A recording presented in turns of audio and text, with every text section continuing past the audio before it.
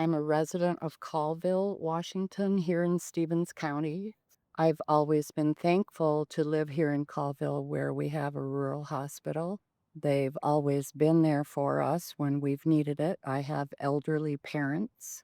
My mom is 87, and my parents live across the driveway from us, so we're very close. But April 11th of this year, we went to bed expecting to get a phone call from our son.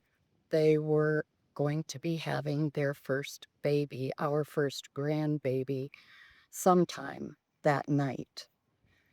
And about 1:30 in the morning, the phone rang, and I thought right away, it's our son calling to say we have a baby.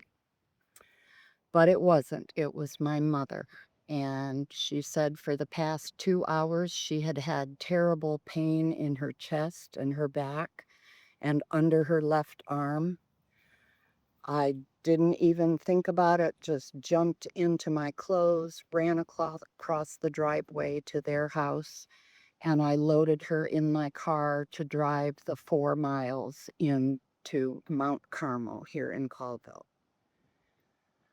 We went about 3 miles, and she was talking to me the whole way, telling me how much she was hurting in her chest and never hurt like this before. And we turned on to the street to the hospital, still about a mile away. And all of a sudden, her arms went out straight. She made some guttural sounds and she was gone.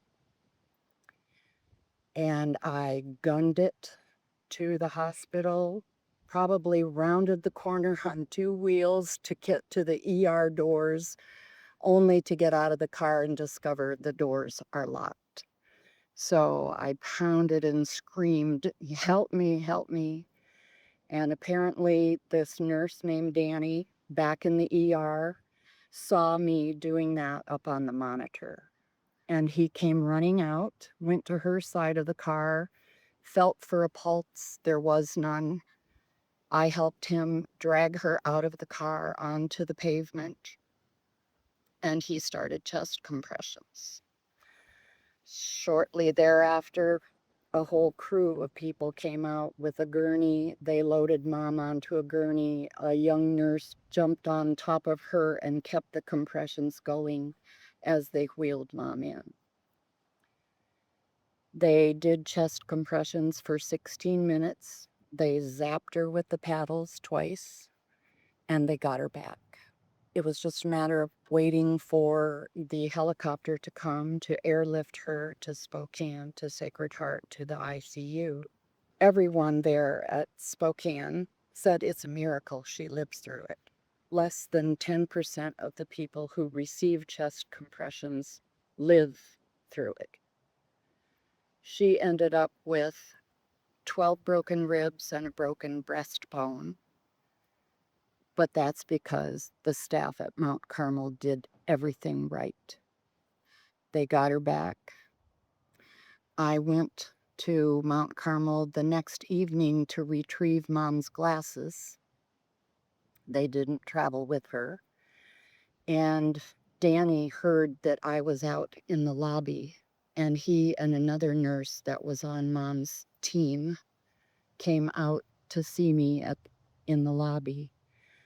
And he said, patients come and go, and we never think about them. But there was something about your mom. We just needed to know the rest of the story. How is she? And I said, because of you, she's alive. You and your coworkers saved my mother's life. This is why rural health care is so important to the people of this small community and surrounding area.